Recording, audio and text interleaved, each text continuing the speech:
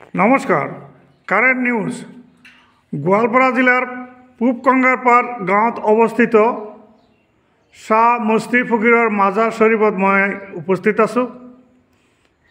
শাহ মুফতি ফকীৰ চাহাবৰ পিছত শাহ কালাচান্দ চাহাবৰ এই মাজাৰৰ দায়িত্বত আহে। ইয়াৰ পৰৱৰ্তী দায়িত্বত পালন কৰে কালাপীৰ হিসাবে পৰিচিত শাহ কালাচান্দৰ। এই মাজাৰেৰ পিছতেই তেখেতৰ একমাত্ৰ সন্তান, তেখেতৰ ওপৰত এই দায়িত্বটো পৰে। বিশাল আয়োজনেৰে শতবৰ্ষ গৰকা এই মাজাৰ শ্বৰীফৰ আজি বিৰাট মেহবিল হ'ব। মই দেখাইছোঁ পেণ্ডেল। এইটো পেণ্ডেলতেই এই ধৰ্মীয় জলসাটো অনুষ্ঠিত হ'ব আজিৰ পৰা দুদিনীয়া কাৰ্যসূচীৰে।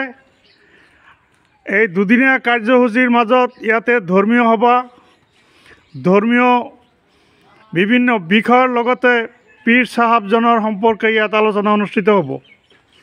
বৰ্তমান এই মাজাৰ শ্বৰীফৰ দায়িত্বত আছে শাহ কালাচান্দৰ একমাত্ৰ সন্তান ৰুহুল আমিন। মই তেখেতৰ পৰাই জানিব বিচাৰিছোঁ এই কাৰ্যসূচী সম্পৰ্কে। প্ৰত্যেক বছৰেৰ দৰে এই বছৰও আমি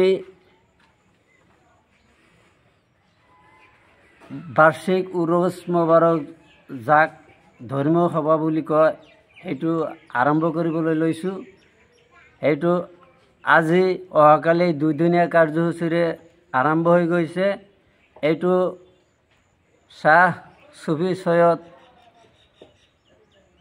মুফতি ফকীৰ জীবিত অৱস্থায় এইটো চলি আছিল।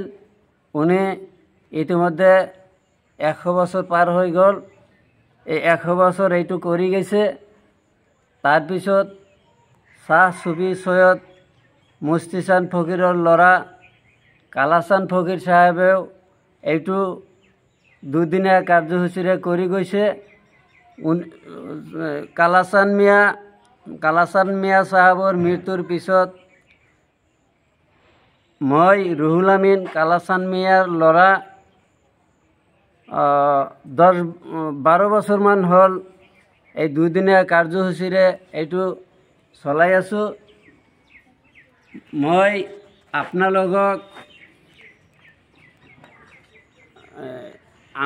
আমন্ত্ৰণ কৰিছোঁ সকলোৱে যাতে এইটো অনুষ্ঠানত আহি সহায় সহযোগিতা আগবঢ়ায়, এইটো আমাৰ অনুৰোধ।